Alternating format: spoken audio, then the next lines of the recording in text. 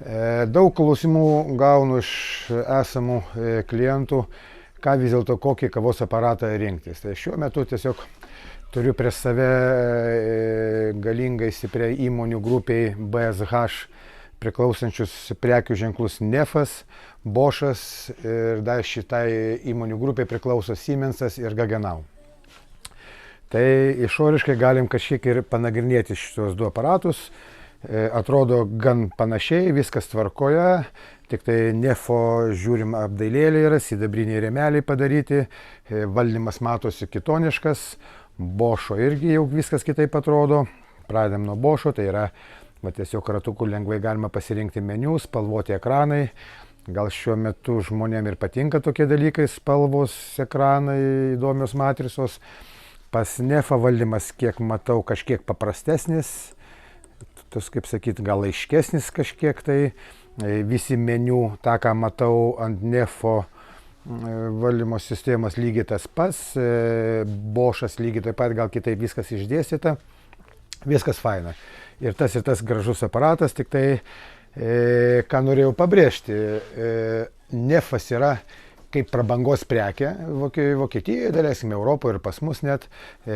Boschas, kaip sakyti, yra pagal kainą yra 30-40% pigesnis, pas mus yra gan mėgstama prekė yra, o Nefas yra vis dėlto tiem jau, kurie, kaip sakyti, gal dėl apdailos, dėl kažko, perka tą brangesnį 30-40% kainuojantį kavos aparatą.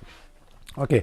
Bet dabar kaip meistras norėčiau parodyti ir tokie kaip įeiti į vidų. Tai vis dėlto, jeigu skiriasi 340% kaina, tai turėtų kažkas ir šiaip ir viduje kažkas skirtis.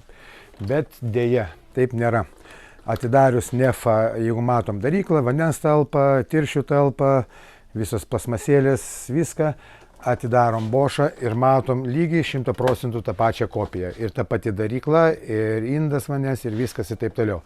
Tai reziumė kol kas išorė skiriasi, bet vidus nesiskiria. Nu ir dar galim prieiti prie dar įdomesnių dalykų. Tai yra matom pačio kavos aparato širdį, jėgos modelius, siurbliukus, taip toliau, visos detalės matom čia. Ir jeigu dabar pažiūrėsim į Boschą, tai reiškia 100% ta pati kopija, tas pats jėgos modelis, tie patys siurbliukai, tie patys girnos ir malūnai ir viskas. Tai reziumė iš vidaus, šios prekių ženklai visai nieko nesiskiria.